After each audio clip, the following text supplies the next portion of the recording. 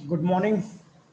आज हम लोग business study Hindi medium class 12th chapter 6 और आज पहला दिन है। चैप्टर 6 है नियुक्तिकरण, है ना, स्टाफिंग। ठीक है, तो स्टार्ट करते हैं।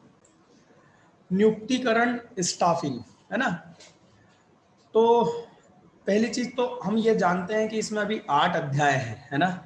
और सारे अध्याय क्या है, प्रबंधन का काम है, प्रक्रिया है, प्रबंधन के प्रक्रिया में आता है। अभी हमने संगठन पढ़ा, जस्ट इसके पहले वाला जो चैप्टर है 5वां, वो क्या था, संगठन। वो भी प्रबंधन का कार्य है। ठीक, नियुक्तिकरण भी प्रबंधन का कार्य है और मुख्य कार्य है। ठीक है, देखो क्या हो रहा है, आप इसको इस तरीके से समझो कि मान लो आप कोई बिजनेस स्टार्ट कर रहे हो, व्यवसाय स्टार्ट कर रहे हो। ठीक है, सबसे पहले आपको क्या करना होगा, सबसे पहले आपको प्लानिंग करना पड़ेगी। है अध्याय हमारा नियोजन, है ना। प्लानिंग में आप सारी चीजें तय कर लोगे। अब संगठन कैसे, किस तरीके से रखना है वो भी आप तय करोगे, है ना। प्लानिंग में सब कुछ तय हो जाएगा। ठीक है, फिर आप उसके बाद क्या करोगे, संगठन करोगे। संगठन जो हम पढ़ चुके हैं, स्ट्रक्चर बनाओगे, कैसे हमारे यहाँ कितने पद होंगे, हाँ या ना। मैनेजर होगा, असिस्टेंट मैनेजर होगा और उसके 4 क्लर्क होंगे। ये आपने डिसाइड करा। आपने ये डिसाइड करा कि एक क्रय विभाग होगा, एक उत्पादन विभाग होगा, एक वित्त विभाग होगा, एक लेखांकन विभाग होगा, एक विपणन विभाग होगा और एक मानव संसाधन विभाग होगा। ये जो तय करा, ये आपने क्या करा, संगठन करा। समझ में आ रही बात, है ना। अब जब आपने ये तय कर लिया है कि भैया इतने सारे पद हैं, ये पद है मतलब पोस्ट, अपन बोलते हैं ना, पोस्ट आई है जॉब के लिए, वैकेंसी आई है भर दो, ये वही है, पद, है ना। तो ये इतने सारे क्या है, पद है, जॉब है। ठीक, इतने सारे जॉब है, ये हमने कहाँ डिसाइड कर लिया, संगठन में। अब केवल डिसाइड करने से तो कुछ होगा नहीं, वहां पर उस योग्य व्यक्ति की क्या करना पड़ेगा, हमको नियुक्ति करना पड़ेगा, मतलब किसी को जॉब पर रखना पड़ेगा।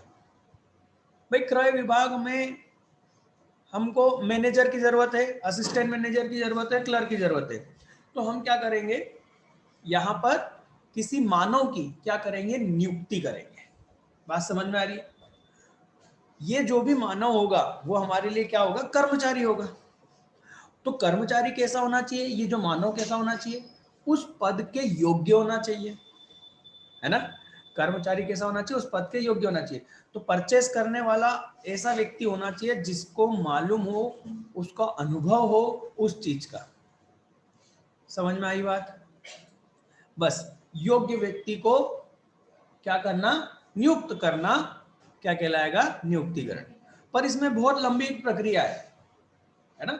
और उसी को हम डिटेल में पढ़ेंगे इस चैप्टर में। नहीं तो सिंपल सी बात क्या है, जो वो पद आपने संगठन में बनाए हैं उस पद पर मानव शक्ति, मानव शक्ति कहेंगे, है ना। कर्मचारी को क्या करना, नियुक्त करना, नियुक्तिकरण है सिंपल भाषा में। तो हम लोग इस चैप्टर में क्या क्या पढ़ेंगे, हम पढ़ेंगे नियुक्तिकरण की अवधारणा और महत्व। ठीक, नियुक्तिकरण मानव संसाधन का एक भाग है, ये भी पढ़ेंगे। आज ये दोनों हो जाएंगे। नियुक्तिकरण की प्रक्रिया समझेंगे, मतलब कैसे ये किया जाता है। और नियुक्तिकरण की प्रक्रिया में ही ये जो 3 शब्द आगे के दिख रहे हैं ना, भर्ती, चयन और प्रशिक्षण, ये तीनों शब्द नियुक्तिकरण का ही हिस्सा है। हम पढ़ेंगे, देखना, है ना। तो इन तीनों को हम अलग अलग तरीके से समझेंगे। ये हमारा इस चैप्टर में पढ़ने का टारगेट है। ठीक है, चलिए तो आते हैं अवधारणा। नियुक्तिकरण है क्या। मैं सच बताऊं, ये एक सिंपल सा पैराग्राफ है जिसको आप आराम से पढ़ के समझ सकते हैं। मतलब कोई विशेष बात नहीं है। मैं ये पैराग्राफ आपको रीड करके बता रहा हूं। संगठन कार्य के अंतर्गत, मतलब हमने संगठन का कार्य करा था, जो मैंने अभी बोला ना वही लिखा हुआ है। संगठन कार्य के अंतर्गत संस्थागत उद्देश्यों को प्राप्त करने के लिए विभिन्न पद स्थापित किए जाते हैं। हमने यही करा संगठन में, क्या करा, विभिन्न पदों को स्थापित करा। जबकि नियुक्तिकरण द्वारा उन पदों में जान डाली जाती है। ऐसे देखा जाए तो वो क्या है, पद बना देने से काम हो जाएगा क्या, नहीं, वहां पर किसी मानव को रखना पड़ेगा। तो वो यही बोल रहे हैं कि उस पद में क्या कर रहे हैं, हम जान डाल रहे हैं। नियुक्तिकरण सही समय पर सही पद के लिए सही व्यक्ति को ढूंढने से संबंधित है। ठीक है, संगठन में स्थापित सभी पद व्यर्थहीन है, मतलब कि हमने जो बहुत अच्छे प्लानिंग तो हमने संगठन तो बहुत अच्छा बनाया, एक मैनेजर, असिस्टेंट मैनेजर, न 4 क्लर्क, पर वहां पर हमने यदि सही व्यक्ति की नियुक्ति नहीं करी तो वो सब क्या हो जाएगा, वो संगठन बेकार हो जाएगा। समझ में आ रही बात? जब तक कि उनको योग्य व्यक्ति से भरा जाए। समझ में आई बात? आधुनिक समय में गतिशीलता के कारण नियुक्ति का कार्य अत्यंत जटिल हो गया है। क्या है, पहले क्या होता था कि किसी ने 8वीं भी पास कर ली तो उसको ठीक ठाक की जॉब मिल जाती थी। क्यों? क्योंकि लोग कम थे, है ना, पढ़े लिखे शिक्षित लोग कम थे। अब हर कोई मास्टर डिग्री होल्डर है। अब इनमें से सही व्यक्ति को चुनना एक बड़ा टफ काम है। बात समझ में आ रही है? जटिल है। वो प्रबंधक के अन्य सभी कार्यों के लिए अधिक महत्वपूर्ण है। क्यों महत्वपूर्ण है सभी कार्य के लिए? क्योंकि आपने गलत व्यक्ति को ही नियुक्त कर लिया तो गड़बड़ हो गई ना, आपकी प्लानिंग बेकार हो जाएगी बेटा। आपने प्लानिंग तो बहुत अच्छी करी, पर आपने व्यक्ति को ही गलत चुन लिया, उसकी मनसा ही नहीं है या उसके अंदर क्षमता ही नहीं है, वो क्या करेगा? गड़बड़ कर देगा। वो चला पाएगा क्या संगठन को? नहीं। एक भी गलत नियुक्ति संस्था के पूरे वातावरण को दूषित कर सकती है। अवधारणा समझ में आ गई? तुमसे कोई पूछे कि भाई नियुक्तिकरण क्या है, तो सिंपल सा नियुक्तिकरण का मतलब अभी आगे अपन देखेंगे, पर उसकी आवश्यकता, उसकी जरूरत वो है क्या, ये वो क्या हो गया, अवधारणा हो गई। प्रश्न बन सकता है नियुक्तिकरण क्या है? 1 नंबर 2 नंबर में बन रहा है तो इसकी परिभाषा लिखना, 4 नंबर में बन रहा है तो ये अवधारणा लिखना, फिर उसकी परिभाषा लिखना, उसका अर्थ लिखना। बात समझ में आ रही है? आ जाओ अर्थ और परिभाषा में। 4 नंबर में आराम से पूछ सकता है नियुक्तिकरण क्या है, समझाइए। तो वो अवधारणा वाला पूरा पैराग्राफ हो गया और ये आगे जो हम पढ़ रहे हैं। ठीक है। अर्थ, किसी भी संगठन में लक्ष्य की प्राप्ति हेतु योग्य कर्मचारी। कौन सा योग्य? आप लिखते समय गलती क्या करते हो मालूम है? आप सिर्फ कर्मचारी लिख देते हो। बच्चा क्या गलती करता है बेटा? योग्य भूल जाता है और बोल देता है पद पर कर्मचारी की नियुक्ति, उसको नंबर कम मिलेंगे। तो सिर्फ कर्मचारी को नियुक्त नहीं करना है, योग्य कर्मचारी को नियुक्त करना है। याद रहेगा? ठीक है। आवश्यकता होती है इन योग्य कर्मचारियों को युक्तिपूर्ण मतलब लॉजिकल, तर्क के अनुसार। भाई सेल्स डिपार्टमेंट में हम एमबीए, जिसने एमबीए कर रखा है वो भी कहाँ से? मार्केटिंग से, उसको मैनेजर बनाएंगे। कि इंजीनियरिंग वाले को बनाओगे? सोच के देखो, इंजीनियरिंग वाले को क्या मालूम मार्केट का नॉलेज, आप उसको क्या बना दो? सेल्स का मैनेजर। मंटा ढाल, हाँ या ना? तो हमको किसको बनाना चाहिए? उस व्यक्ति ने जिसने इस सेल्स को सीखा हो। एमबीए में जिसने मार्केटिंग सब्जेक्ट से एमबीए करा है, हम उसकी नियुक्ति करेंगे सेल्स डिपार्टमेंट में। समझ में आ रही बात? ये क्या हुआ? युक्तिपूर्ण हुआ, लॉजिकल हुआ। समझ में आई बात? अकाउंट डिपार्टमेंट में हम किसको रखेंगे? जिसने कॉमर्स से क्या करा हो? बैचलर डिग्री करी हो, बीबीए बीकॉम करा हो, है कि उसको रख दोगे जिसने बी मतलब इंजीनियरिंग प्लस एमबीए करा हो? उसको तो कुछ भी नहीं मालूम, बी में अकाउंट आता नहीं, एमबीए में भी नहीं आता। क्या कर लेगा वो? कर पाएगा क्या अपना काम? नहीं। तो भैया हम किसको रखेंगे अकाउंट डिपार्टमेंट में? हम उस व्यक्ति को रखेंगे जो अकाउंट का नॉलेज रखता हो, उसके पास उसकी डिग्री हो। तो ये क्या हुआ? युक्तिपूर्ण। भर्ती, चयन और एवं नियुक्ति आदि को नियुक्तिकरण या स्टाफिंग कहते हैं। बेटा अपने हिंदी में भी ये क्वेश्चन स्टाफिंग शब्द से पूछ लिया जाता है। क्या पूछ लिया जाता है? ये जो हिंदी में लिखा है ना स्टाफिंग, ऐसा लिख दिया जाता है कि स्टाफिंग को समझाइए। अब बच्चे ने कभी उसका नियुक्तिकरण का इंग्लिश ध्यान ही नहीं रखा, रट्टा मार के चला गया नियुक्तिकरण का, फिर आके बोलता है सर ये स्टाफिंग से प्रश्न समझ में नहीं आया। फिर कैसी इच्छा होती होगी मेरी? ध्यान रखना, ऐसा कभी नहीं हुआ, बस बता रहा हूँ, है ना। पर ऐसा प्रश्न जरूर पूछा गया है। ठीक है। नियुक्ति कार्य में अब क्या क्या होता है ना, नियुक्ति में भर्ती होती है, चयन होता है, प्रशिक्षण होता है, पदांक होता है, पदोन्नति होती है, कार्य का मूल्यांकन होता है, विकास होता है। ये पूरी एक नियुक्तिकरण की क्या है, प्रक्रिया में ये चरण शामिल है। और हमको सर इस चैप्टर में यही चरणों को समझना है। तो मैं अभी इन पे बात नहीं करूंगा कि भर्ती क्या होती है, समझना चैप्टर में बस यही तो समझना है। ये सारे पद हमने समझ लिए, हमारा नियुक्तिकरण समझ में आ गया हमको। ठीक, तो ये यहां तक ये पूरा पैराग्राफ क्या हो गया बेटा। इस प्रकार नियुक्तिकरण से आशय किसी उपक्रम में स्थापित विभिन्न पदों पर योग्य व्यक्ति को कार्य पर रखने या नियुक्त करने से है। ये तुम्हारा मेन लाइन है, ये लाइन तो आना ही चाहिए। ये लाइन नहीं आई तो आप नियुक्तिकरण को नहीं समझा पाए। ठीक है ना। एक शब्द एक लाइन में यही लिखेंगे कि नियुक्तिकरण क्या है। कोई पूछे तो क्या बोलोगे, अरे किसी भी संस्था में किसी भी उपक्रम में स्थापित जितने स्थापित पद मतलब संगठन में हमने क्या करा, स्थापित करा, योग्य व्यक्तियों को रखना क्या हो जाएगा, नियुक्तिकरण हो जाएगा। नियुक्तिकरण के चरण क्या है, तो उसमें भर्ती है, चयन है, प्रशिक्षण है, ये सब क्या हो गए, उसके चरण हो गए। क्लियर। परिभाषा में आप ये पहली वाली परिभाषा भी देख सकते हैं हेमन की। नियुक्तिकरण कर्मचारियों की भर्ती, चयन, विकास और क्षतिपूर्ति से संबंधित कार्य। या इसके आगे वाला भी पढ़ सकते हैं, कोई सी भी एक या दो याद रखो, काम आएगी।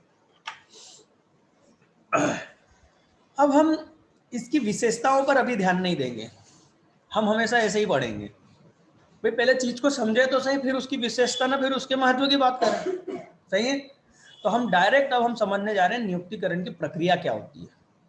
तो मेरे ख्याल से वो आपको पेज नंबर,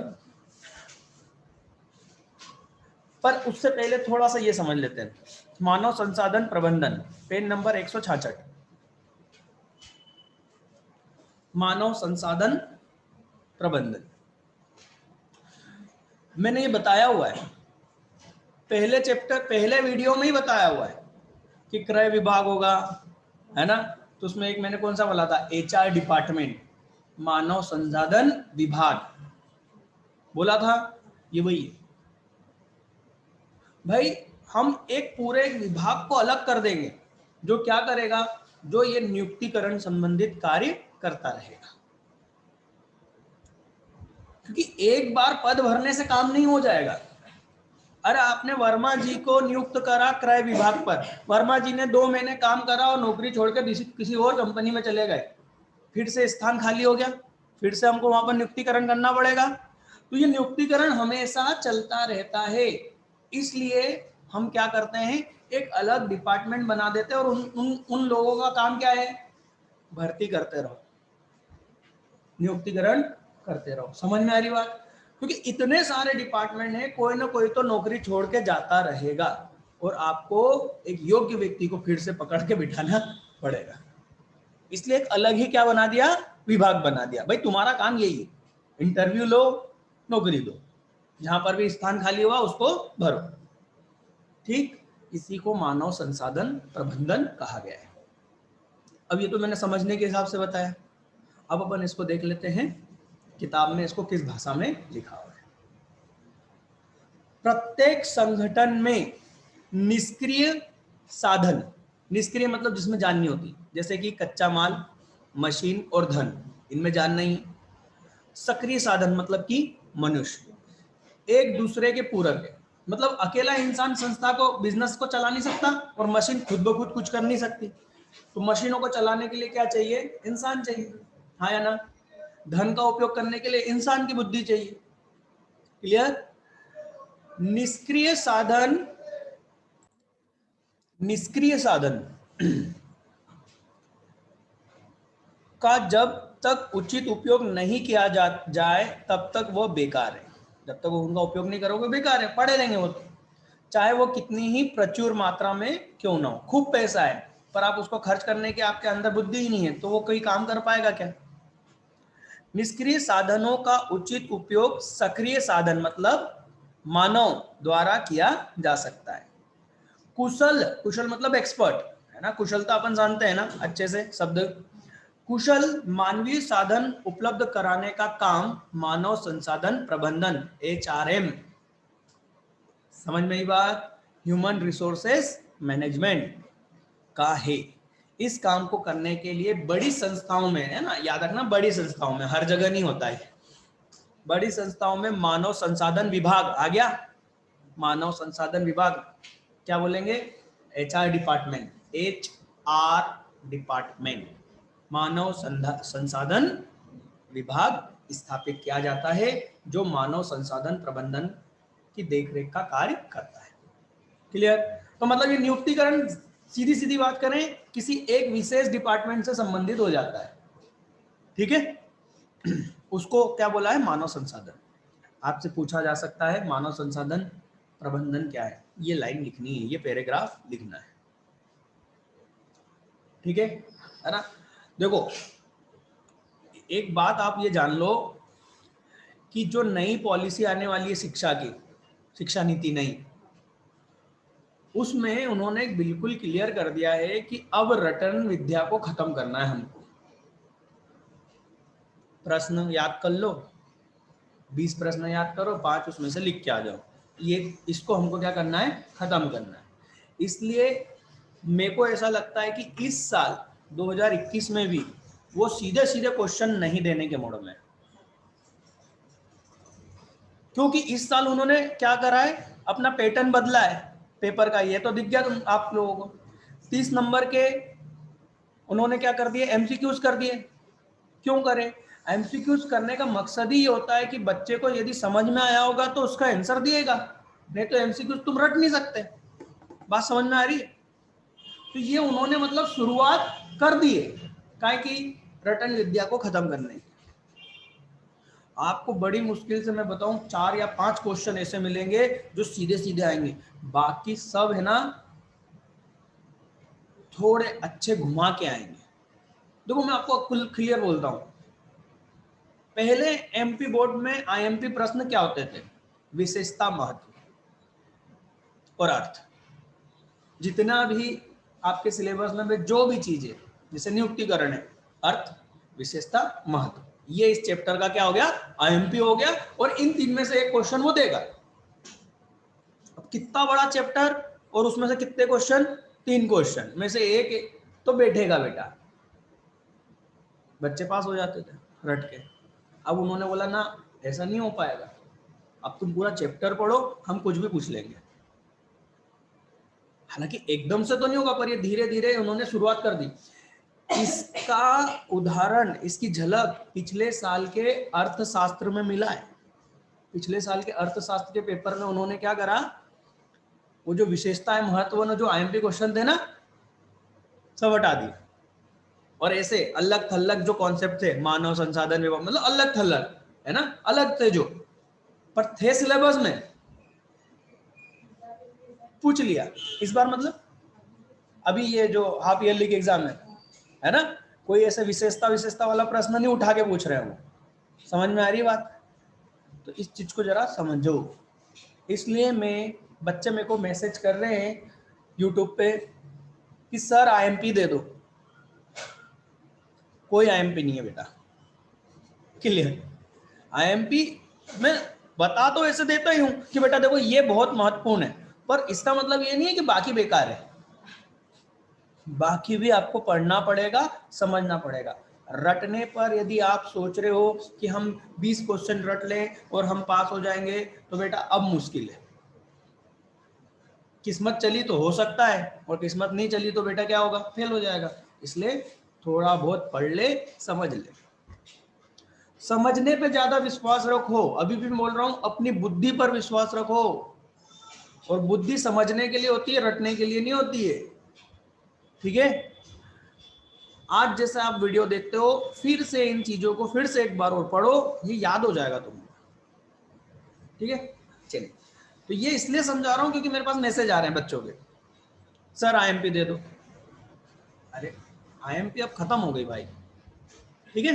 IMP देंगे, जरूर दूंगा, पर इस बार 50% से ज्यादा बैठने की उम्मीद नहीं है IMP, इसलिए 50% के लिए तो आपको मेहनत करना पड़ेगा, है ना। कोर्स कंप्लीट होने के बाद ही IMP दी जाएगी, करीबन 15 मार्च के या 30 मार्च के आसपास, ठीक है।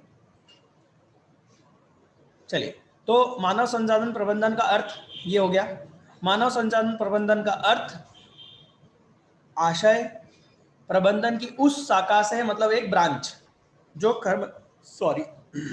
कर्मचारियों की भर्ती, चयन, विकास एवं उनके सर्वोत्तम उपयोग से संबंधित है। कहने का मतलब है नियुक्तिकरण है।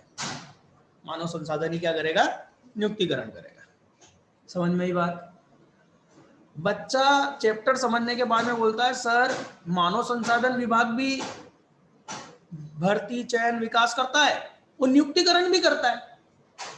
बात समझ में आ रही? नियुक्ति, वो दोनों को अलग अलग समझ लेता है कि नियुक्तिकरण अलग है और मानव संसाधन विभाग अलग अलग है, जबकि ये है कि मानव संसाधन विभाग या प्रबंधन ही नियुक्तिकरण का काम करता है।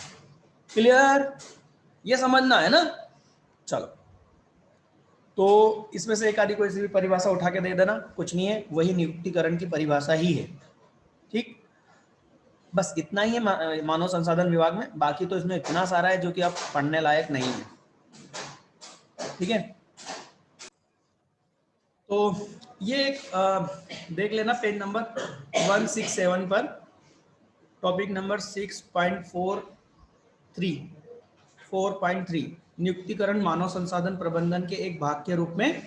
ठीक, ये हमने समझ लिया कि नियुक्तिकरण क्या है, मानव संसाधन का एक कार्य है, ठीक है ना। नियुक्तिकरण, विशेषज्ञ सेवा, ये चलो अपन ये लास्ट में देखेंगे, अपना टाइम बचेगा ना तो अपन इसको देखेंगे, ये ध्यान रखना है ना, ये देखना बाकी है। ठीक, अभी हम सीधे पहले क्या देखना चाहते हैं,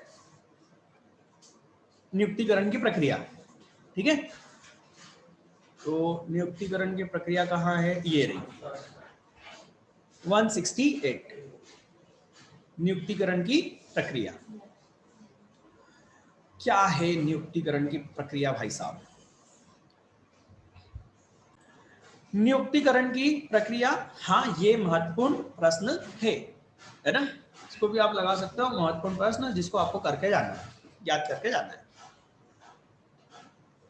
क्या क्या IMP हो गई? नियुक्तिकरण की अवधारणा, विशेषताएं और महत्व, ये तो IMP है ही। ठीक, उसके साथ साथ क्या होगा, नियुक्तिकरण प्रक्रिया क्या है, ठीक है। या फिर वो कैसे पूछ सकता है मालूम है, नियुक्तिकरण प्रक्रिया के इन चरणों को समझाइए। मतलब कितने टोटल चरण है इसमें? 8 है ना, तो 8 में से वो कुछ भी 4 दे देगा 4 नंबर में। समझ में आ रही बात? ठीक भाई, नियुक्तिकरण करना है। अब आप खुद सोच के देखो, आप बिजनेस कर रहे हो, है ना, इसको जरा दिमाग में डाल के देखो। आप बिजनेस कर रहे हो, आपने पद बना तो रखा है कि भाई ये पद है, ठीक। अब आपको नियुक्तिकरण करना है, तो सबसे पहले आप क्या करोगे, आप पहले ये चेक करोगे कि आपको कितने लोगों की आवश्यकता है। भाई फैक्ट्री खोली आपने, तो फैक्ट्री में कितने कर्मचारी चाहिए, तो वो संगठन जो था ना, संगठन से आपको मालूम क्लियर हो जाएगा, जो आपने बना रखा है उससे आपको मालूम हो जाएगा कि आपको कितने लोगों की आवश्यकता है। सबसे पहले तो हम ये निकालेंगे ना कि कितने लोगों को हमको भर्ती देना है, हाँ या ना। तो पहला पॉइंट वही है, मानव शक्ति आवश्यकता का आकलन करना, मतलब मानव संसाधन का आकलन करना कि हमको कितने कर्मचारियों की आवश्यकता है और कौन सी जगह। भाई मैनेजर लेवल के कितने लोग चाहिए, असिस्टेंट मैनेजर के लोग कितने चाहिए और लेबर कितने चाहिए। बात समझ में आ रही है? पढ़ के देखो, आप इसको खुद रीड करो। तो मानव शक्ति की आवश्यकता का आकलन करने का मतलब क्या हुआ कि पहले ये देखना कि कितने लोग हमको आवश्यक हैं। अब देखो, संस्था जब चालू करेंगे तब तो ये आसान हो जाएगा, राइट। पर जब संस्था चालू हो चुकी है, काम चल रहा है, तो हर बार आपको ये ध्यान रखना पड़ेगा कि कितने लोग नौकरी छोड़ के जाने के लिए तैयार है। जब व्यक्ति नौकरी छोड़ के जाता है तो वो 1 महीने पहले क्या दे देता है, नोटिस दे देता है, एप्लीकेशन दे देता है कि भैया मैं नौकरी छोड़ने वाला हूँ। तो जो बिजनेस चलता रहेगा उसके दौरान भी ये प्रक्रिया होती रहेगी, आप आकलन करते रहोगे। समझ में आ रही बात? आकलन करने के बाद में आप भर्ती करते हैं, रिक्रूटमेंट। भर्ती का मतलब होता है आप क्या करते हैं, मार्केट में एक मैसेज देते कि हमारे यहाँ जॉब है, फलाना जॉब है। समझ में आ रही बात? ऐसा इसलिए किया जाता है कि ताकि योग्य व्यक्ति हम तक क्या कर सके, कांटेक्ट कर सके, हम तक एप्लीकेशन दे सके। समझो, हम क्या करते हैं, पहले तो हम आकलन करेंगे, फिर बाजार में इसकी इंफॉर्मेशन देंगे, सूचना देंगे कि भैया हमारे पास में इतनी नौकरी है और इस तरह का काम है। अब योग्य व्यक्ति क्या करेगा, या जिसको भी लगता है कि वो उस लायक है, वो क्या करेगा, वो हमको क्या देगा, आवेदन देगा, एप्लीकेशन देगा कि भैया मेरे को रख लो इस पे, हाँ है ना। ठीक, तो लोगों को प्रेरित करना कि वो हमारी कंपनी में, हमारे बिजनेस में क्या करे, जॉब के लिए अप्लाई करे, आवेदन करे, इसके लिए उनको क्या करना, प्रेरित करना, उनको सूचना भेजना, भर्ती है। समझ में आई बात? देखो, भर्ती प्रक्रिया के अंतर्गत भावी कर्मचारी के, भावी मतलब भविष्य में जो हमारा कर्मचारी होगा, के विभिन्न स्रोतों की खोज करना। मतलब खोज करना मतलब कौन कहां से आएंगे ये कर्मचारी। चिंता मत करो, भर्ती चयन क्या है, हमारे एक विशेष टॉपिक है पूरे, है ना, उसमें हम डिटेल में समझेंगे। ठीक है, तो उनको क्या करना, प्रार्थना पत्र भेजने हेतु प्रोत्साहित करना, मतलब आगे होके वो हमको क्या करे, अप्लाई करे। हमको क्या मालूम कि यार ये शिवम हमारे यहाँ जॉब करना चाहता है, हमको नहीं मालूम, हम सिर्फ मैसेज देंगे और हम उनको प्रेरित करेंगे, भैया तुम यदि योग्य हो तो हमारे यहाँ आ जाओ। ठीक, ये हुआ भर्ती। अब आता है चयन। अब तुम्हारे पास में बहुत सारी क्या आ गई, आपके पास में एप्लीकेशन आ गई, हमको भी दे दो, हमको भी दे दो, जॉब दे दो, राइट। तो उसमें से फिर हम क्या करते हैं, चयन करते हैं, फॉर्म फॉर्म को देखते हैं कि अच्छा हमने क्या मांगा था, अकाउंट हेड के लिए, अकाउंट के लिए हमने सिंपल सा एक डिग्री मांगी थी, बीबीए या बीकॉम, पर लोगों ने तो एमकॉम वालों ने भी अप्लाई कर दिया। बात समझ में आ रही? और सीए ने भी अप्लाई कर दिया, चार्टर्ड अकाउंटेंट ने भी। तो आप चार्टर्ड अकाउंटेंट और एमकॉम वाले को रखोगे और बीकॉम बीबीए वाले को बोलोगे सॉरी। बात समझ में आ रही? मतलब अभी तो आप उनमें से चयन कर रहे हो कि किसका इंटरव्यू लेना है। बात समझ में आ रही है? वो जो फॉर्म आए ना, उसमें से एक छन्नी लगाओगे, जो तुम्हारे हिसाब से नहीं बैठ रहे उनको क्या कर दोगे, रिजेक्ट। तो जिनको रिजेक्ट करा और जो बच गए वो ऑटोमेटिक क्या हो गए, चयनित हो गए। समझ में आई? तो चयन की प्रक्रिया एक्चुअल में नकारात्मक प्रक्रिया है। नकारात्मक मतलब रिजेक्ट करने की प्रक्रिया है, ये नहीं, ये नहीं, ये नहीं। बात समझ में आ रही है? समझ में आ रही है? पॉजिटिव प्रक्रिया क्या होती है, ये रख लो, ये रख लो। तो ये रख लो नहीं करते हम, इसमें से कौन हमारा काम का नहीं है, पहले उसको बाहर कर। अब ये इतने काम के हैं, चलो अब इनका क्या लो, इंटरव्यू लो। समझ में आ रही है बात? ये अपन डिटेल में समझेंगे, है ना। चयन प्रक्रिया के अंतर्गत अनेक प्रार्थियों, प्रार्थी मतलब जिन्होंने आवेदन करा, में से योग्य प्रार्थियों को कार्य करने के लिए चुना जाता है। मतलब इसमें से एक्चुअल में अयोग्य को निकाल दिया जाता है। ठीक है ना। यहाँ पर विशेष रूप से यह ध्यान रखना है कि प्रार्थी की कुशलता और कार्य की प्रकृति समानता हो। मतलब ये कुछ ध्यान टेंशन मत लो, ये पूरा चयन क्या है अपने को टॉपिक के रूप में पढ़ना है। ठीक, फिर कार्य पर लगाना और अभिविन्यास। कार्य पर लगाना मतलब आपने सिलेक्ट कर लिया उस व्यक्ति को कि हाँ ये व्यक्ति वर्मा जी क्या हो गए, परचेस मैनेजर हो गए। तो वर्मा जी को फिर क्या करोगे, उनके काम समझाओगे, उसको हम क्या बोलेंगे, कार्य पर लगाना।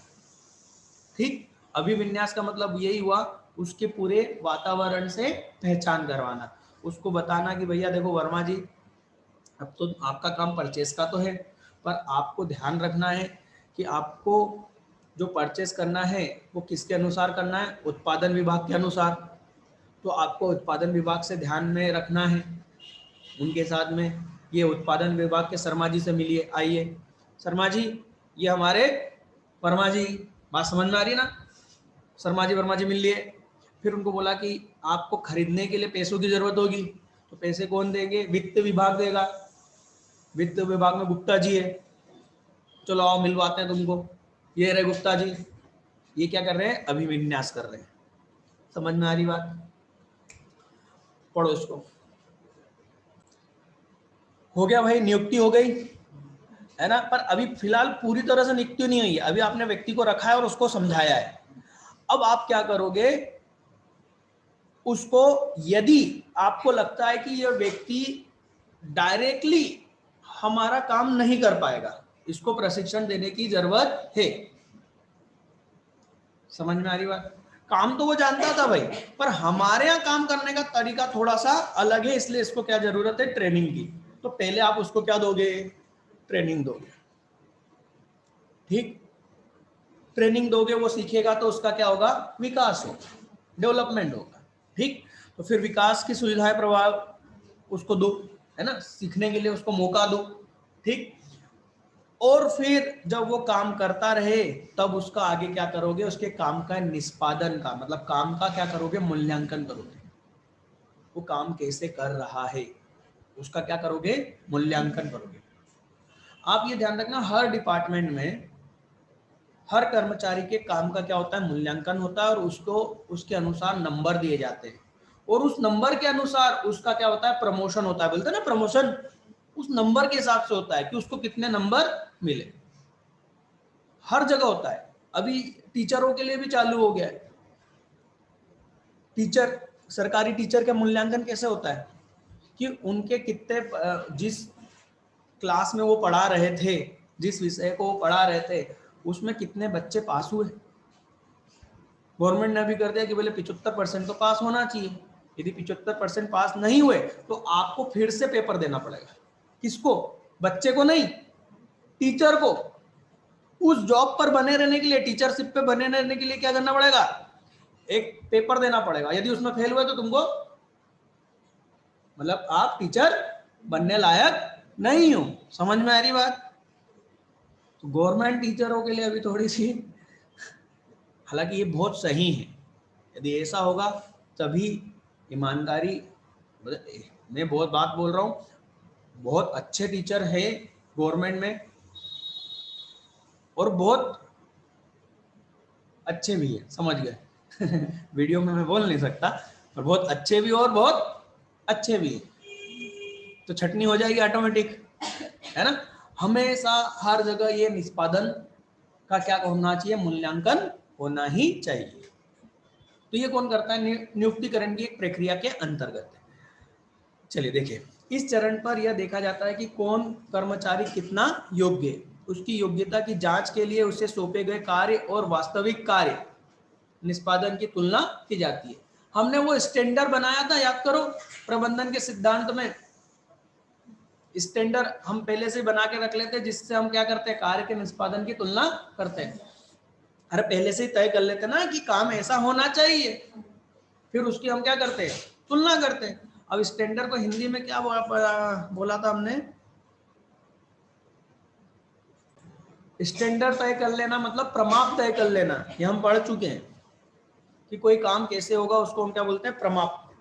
तो प्रमाप से मतलब पहले से तय किया हुआ, उससे जो हमने अभी काम करा उसकी क्या करते हैं? तुलना करते हैं। बोले नहीं नहीं ये तो गड़बड़ हो गया, बोले फिर से कर। समझ में आई बात? पदोन्नति और करियर के नियोजन, आपको क्या करना पड़ेगा? अपने जो कर्मचारी है, योग्य कर्मचारी हैं, आप चाहते हैं कि आपकी संस्था में अच्छे लोग आए।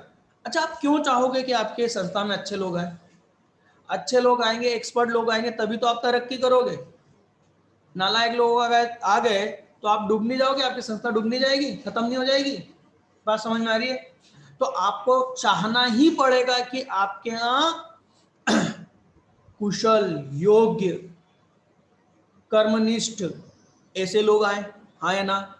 और ऐसे लोग तभी आपके यहाँ बेटा आएंगे जब आप उनके लिए कुछ करोगे। सिर्फ पैसे से कुछ नहीं होता बेटे, कि आपने सैलरी ज्यादा दे दी मतलब आदमी मरते हुए आएगा। याद रखना, जितना ऊंचा पद, वहां पर पैसों की अहमियत कम हो जाती है। लेबर के लिए पैसा महत्वपूर्ण है, तुम उसको कैसे भी बुलाओ, ए इधर आ, लेबर आ जाएगा। क्यों? क्योंकि उसको क्या चाहिए भैया, पैसा चाहिए। पर ऑफिसर को तुम ऐसे बोल पाओगे? तुमने उसको बोला इधर आ, तो बोले ये रख तेरी नौकरी भाग, यही करेगा ना अगला व्यक्ति। तो जितना ऊंचा पद होते जाता है ना बेटा, वहां पर पैसों का महत्व कम होते जाता है, याद रखना। वहां पर अन्य चीजें बहुत महत्वपूर्ण हो जाती है। तो कंपनी को ये, बिजनेस को ये ध्यान रखना पड़ता है कि मेरे को अच्छा योग्य व्यक्ति है ना, सिर्फ पैसों से नहीं खरीद सकता मैं उसको, उसको कुछ अन्य सुविधाएं देनी पड़ेगी, जिसमें से एक ये है 7वां पॉइंट, पदोन्नति। आप अपने यहाँ योग्य व्यक्ति को उसकी कार्य क्षमता, उसके लगन के अनुसार, समय के अनुसार उसको क्या करते हो, प्रमोशन देते हो। आपने असिस्टेंट मैनेजर पे रखा था उसको, और उसमें इतना टैलेंट है कि वो क्या बन सकता है, मैनेजर। तो आपको उसको क्या करना चाहिए, उसकी पदोन्नति करना चाहिए, पद की उन्नति, प्रमोशन करना चाहिए। 2-3 साल में आपने उसकी उन्नति कर दी, मैनेजर बना दिया, वो 10 लोगों को बोलेगा यार, बोले हमारी कंपनी बहुत बढ़िया है यार, उसने मेरा टैलेंट पहचाना और मुझे क्या बना दिया, मैनेजर। तो 10 लोग उससे प्रभावित होंगे ना कि नहीं यार ये कंपनी अच्छी, अपने को भी इसमें काम करना चाहिए। हम तो जिसमें काम कर रहे हैं साला 5 साल से काम कर रहे हैं, वो एक ही काम पे रख रखा है उन्होंने, हमको तो कोई प्रमोशन दे ही नहीं रहे। बात समझ में आ रही है? तो आपको कर्मचारी को उसके हिसाब से पदोन्नति, उसका करियर, करियर समझते हो ना, उसकी प्लानिंग करना चाहिए। यही नियुक्तिकरण का भी एक हिस्सा है। याद रखना, ये जितने भी पॉइंट दिख रहे हैं, इनका सबका क्या बन जाएगा, एमसीक्यूज बनता है। सही गलत बन जाएगा क्या, कि नियुक्तिकरण का कार्य है पदोन्नति और करियर नियोजन, हाँ या ना? आप बोलोगे हाँ यदि मालूम है तो, नहीं तो क्या समझेगा बच्चा, नहीं पदोन्नति तो दूसरा काम है, नहीं सॉरी, वो बोल देगा सॉरी तेरे को नंबर भी नहीं देना। ठीक, पढ़ो इसको, पदोन्नति वाले को रीड कर लिया बेटा, है ना? फिर क्या करना, पारिश्रमिक और क्षतिपूर्ति करना। क्षतिपूर्ति क्या होता है, मतलब नुकसान हो जाता है तो उसकी पूर्ति करते हैं। एक्चुअल में यहाँ पर ऐसा कोई नुकसान का मतलब नहीं होता। एक इंसान आपके यहाँ क्या कर रहा है, नौकरी कर रहा है, अपने आप को घिस रहा है ना, आप उसको यूज कर रहे हो ना, तो उसको नुकसान हो रहा है, उसके शरीर का नुकसान हो रहा है, उसके समय का नुकसान हो रहा है, तो आप उसको जो पैसे देते हो उसके बदले उसको क्या बोलेंगे, क्षतिपूर्ति करना। जैसे कि मैंने अभी आपको समझाया कि पारिश्रमिक, पारिश्रमिक मतलब जो हमने काम करा उसकी मेहनत का पैसा या क्षतिपूर्ति। अभी मैंने समझाया कि जरूरी नहीं है कि हर व्यक्ति सिर्फ आपके यहाँ पैसों के लिए काम करे। बात को समझो, यदि आपकी संस्था अच्छी है, जहां पर लोगों की विशेषताओं, उनकी क्वालिटी को समझकर उसके अनुसार उसका प्रमोशन कर रहे हैं और बहुत सारी सुविधाएं दे रहे हैं, तो एक व्यक्ति कम सैलरी पे भी आपके यहाँ काम करेगा। समझ में आ रही बात? पर लेबर टाइप का व्यक्ति आपके यहाँ काम नहीं करेगा, है ना, क्योंकि लेबर को तो सिर्फ किससे मतलब होता है, पैसे से मतलब होता है। पर आजकल वो धारणा भी खत्म होती चली आएगी। लेबर यूनियन बन चुके हैं, संघ बन चुके हैं, और अब ये इज्जत, पैसा और सुविधा, ये लोग भी उसकी डिमांड करते हैं, और सही है, देना चाहिए आपको, है ना भाई। लेबर है तो क्या है, आप उसको बेइज्जती से बात थोड़ी करोगे, है ना। तो ये तीनों चीजें चाहिए। तो ये पारिश्रमिक में सिर्फ पैसा नहीं आता, पारिश्रमिक में वो अन्य सुविधाओं को भी महत्व दिया जाता है। बात समझ में आ रही है? आगे हम इसको डिटेल में पढ़ेंगे, ये सबको हमको पढ़ना है, यही हमारा चैप्टर है डिटेल में। आप चाहो तो पेज पलटा के देख सकते हो कि यही सब कुछ है, और विश्वास करो मत पलटाओ, मैं बोल रहा हूँ, विश्वास ही नहीं है, चले पलटा दे। चलो, क्यों, टाइम नहीं है ना अपने पास में। प्रत्यक्ष वित्तीय भुगतान, प्रत्यक्ष वित्तीय भुगतान का मतलब क्या हुआ, इसके अंतर्गत सीधे सीधे हम जो मजदूरी की बात करते हैं, सैलरी की बात करते हैं, कमीशन की बात, क्या हमको क्या मिलेगा ये बताओ, ये क्या हो गया, प्रत्यक्ष वित्त। वित्त मतलब पैसा, ठीक। इसमें इसका भुगतान अग्रलिखित 2 आधारों पर किया जाता है, मतलब प्रत्यक्ष वित्तीय भुगतान किन आधारों पर किया जाता है, वो ये है। पहला, समय आधार पर, मतलब सैलरी महीने के हिसाब से मिलती है, पर जो मजदूरी होती है वो महीने के हिसाब से नहीं, वो काम के निष्पादन के आधार पर मिलती है। तो पहला हो गया समय के आधार पर, दूसरा क्या हो गया, निष्पादन के आधार पर। भाई मजदूर को आपने रखा था कि भैया ये सारी ईंटें उठाकर यहाँ से यहाँ रखना है, तो काम होगा तभी पैसे दोगे ना, कि हाँ नहीं तूने आज दिन भर यहाँ था इसलिए तेरे पैसे बनते ले जा, दिन भर के हिसाब से तो नहीं ना दोगे आप, समय के आधार पर तो नहीं ना दोगे। ठीक, क्लियर। फिर दूसरा आता है अप्रत्यक्ष भुगतान, मतलब जो मैंने अभी बताया कि पैसे के अलावा क्या क्या सुविधाएं दे रहे हो आप, वो भी। और मैं बोल रहा हूं आपको एक बात को समझो, जितना बड़ा पद होगा उसके लिए वो जो पहला जो है ना प्रत्यक्ष वित्तीय ये जो हमने पढ़ा प्रत्यक्ष वित्तीय भुगतान, इससे ज्यादा महत्वपूर्ण उसके लिए ये दूसरा होता है अप्रत्यक्ष भुगतान, जिसमें वो क्या देखता है, सुविधाएं देखता है। अरे बच्चों की स्कूल भी इस कंपनी की स्कूल भी है और इस कंपनी की स्कूल में अपने बच्चे फ्री में पढ़ेंगे, अरे और क्या चाहिए। हॉस्पिटल भी है यार कंपनी का, तो निःशुल्क इलाज, अरे और क्या चाहिए यार। बात समझ में आ रही है। और यहाँ तो बढ़िया छुट्टी भी मिलती है यार, टाइम टू टाइम छुट्टी मिलती है कि नहीं। बात समझ में आ रही है। ये सारी सुविधाएं क्या कहलाएगी, अप्रत्यक्ष। मतलब इन सुविधाओं के लिए कर्मचारी को कोई पैसा नहीं देना होगा, पर यही उसका क्या है, फायदा है। ठीक, चलिए बस इतना इसमें यहाँ पर है, बाकी ये सामूहिक वेतन योजना ये सब अपने काम का नहीं है। ठीक है, यहाँ देख लो। अब आता है नियुक्तिकरण के तत्व। प्रश्न सीधा सीधा पूछा जा सकता है, नियुक्तिकरण के तत्व को समझाइए। अब नियुक्तिकरण के तत्व क्या हो गए, ये हमने अभी देखा, भर्ती, चयन और प्रशिक्षण, ये तीन तत्व है मुख्य रूप से नियुक्तिकरण के हिस्से, घटक, है ना। तो पहला क्या हो गया, भर्ती। अब हम देखो भर्ती को हम डिटेल में पढ़ेंगे। तो जैसा कि मैं थोड़ा बहुत अभी आप लोगों को समझा चुका हूं कि भर्ती क्या है, लोगों को प्रेरित करना कि हमारे यहाँ आप आवेदन करो, यदि आप योग्य हो, अपने आप को योग्य समझते हो, तो क्या करना, आप हमको आवेदन करना, हम आपको नौकरी के लिए रखेंगे। बताओ भर्ती प्रक्रिया एक महत्वपूर्ण प्रक्रिया हो सकती है क्या नियुक्तिकरण की, सोच के बताओ। हो सकती है और होती ही है। आपको क्या मालूम कि मार्केट में कौन बहुत अच्छा व्यक्ति है, आपको नहीं मालूम, बात को समझो। और आपको सिर्फ योग्य व्यक्ति ही चाहिए, तो आप क्या योग्य व्यक्ति क्यों आएगा, उसको ये पूरा एक मैसेज देना पड़ेगा ना, उसके पास सूचना जाना चाहिए ना, कि मतलब उसके मन में ये आना चाहिए कि यार मेरे को इस कंपनी में काम करना है। ये उसके मन में आना कि मेरे को इस कंपनी में काम करना है और इस कंपनी में क्या है, अभी नौकरी है, ये करवाना, उसके मन में ये प्रेरित करवाना ही भर्ती का काम है। उसके मन में कर, बात को समझो, हम कुछ ऐसा करते हैं जिससे एक योग्य कर्मचारी हमारी ओर आकर्षित होता है, और ये करवाना बहुत जरूरी है कि एक योग्य व्यक्ति हमारी ओर आकर्षित हो। इसलिए ये बहुत ही मुख्य प्रक्रिया है। क्यों, क्योंकि एक योग्य व्यक्ति आपकी ओर आकर्षित नहीं हुआ, अब जितने भी लोग आए, देखो मेरी बात समझना, यहां पर बैठे हैं तीन लोग बहुत योग्य है, और ये तीन लोग योग्य नहीं है, मान लो थोड़ी देर के लिए, हमने जॉब निकाली, मैं योग्य लोगों को प्रेरित ही नहीं कर पाया कि वो हमारे यहाँ क्या करे, अप्लाई करे, आवेदन करे। अयोग्य लोग आ गए, अब हमको रखना तो है, हमने माथा फोड़ के, बात समझ में आ रही है, रख लिया, तो इसमें नुकसान किसका, संस्था का नुकसान है ना।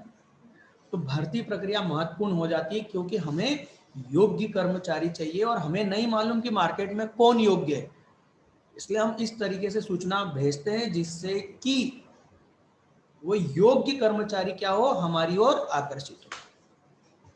ठीक, पढ़ के देखो।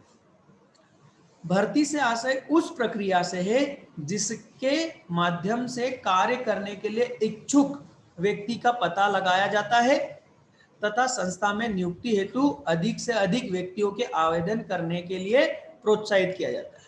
हम चाहते हैं कि ज्यादा से ज्यादा लोग हमको आवेदन करें ताकि हम छटनी सही तरीके से कर पाए, समझ में आ रही बात, ताकि हम योग्य से योग्य व्यक्ति को चयन कर सकें।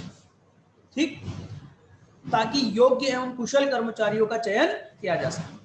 भर्ती के अंतर्गत अधिकाधिक व्यक्तियों को आवेदन करने के लिए प्रोत्साहित किया जाता है।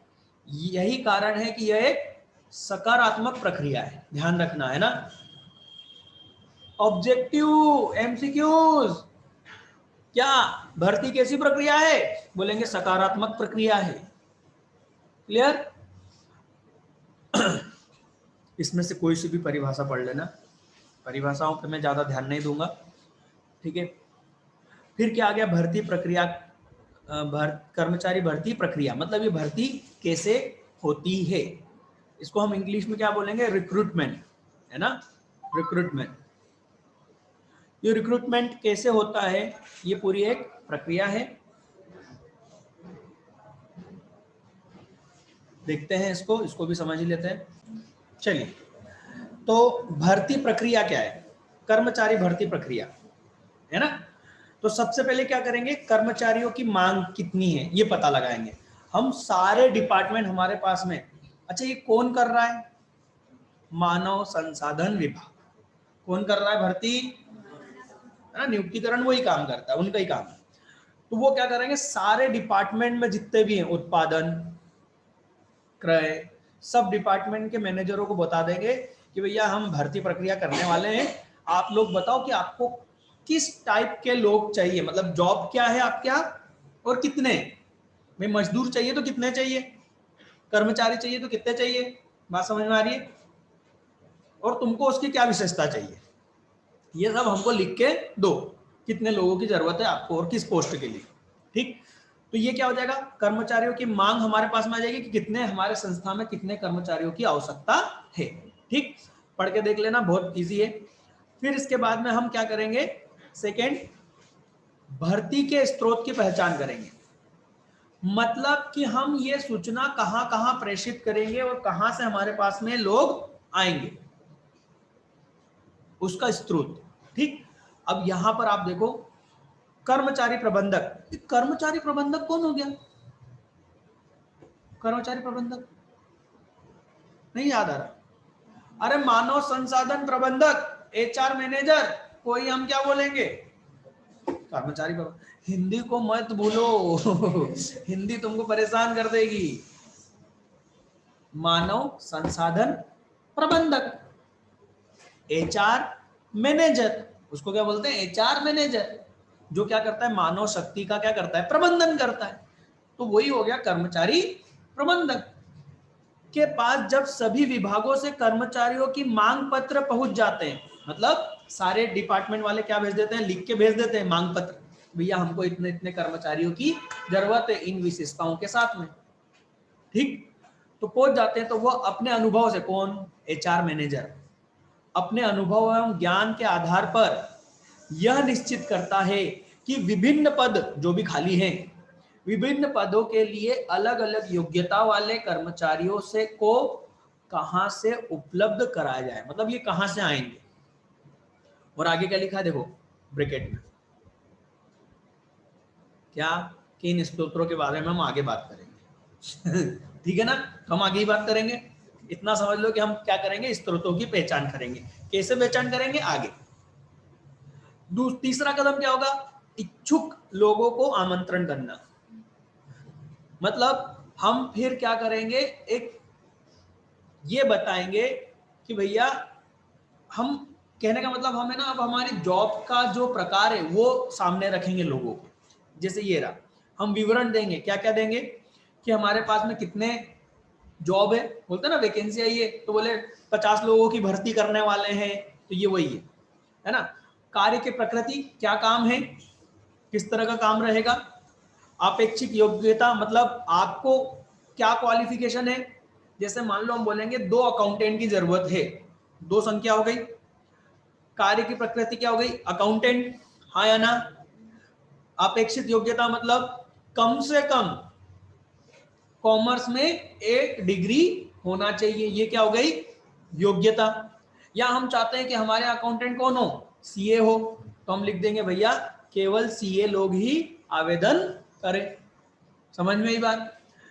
अनुभव, यदि हमको ये चाहिए कि कोई व्यक्ति हमारे यहाँ अकाउंटेंट का जॉब चाहता है तो उसको कम से कम 3 साल का अनुभव होना चाहिए ऐसे कार्य का, तो हम लिख देंगे।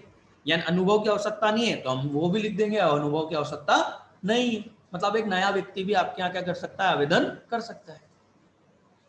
समझ में ये बात। पारिश्रमिक का विवरण, पैसा कितना देंगे उसको ये भी तो बताना पड़ेगा। नौकरी की शर्त और कुछ कंडीशन है, जैसे कि कम से कम 2 साल का तो आपको क्या करना पड़ेगा, बॉन्ड करना पड़ेगा, मतलब कि आप नौकरी 2 साल तक नहीं छोड़ के जा सकते, ये हो गई शर्त।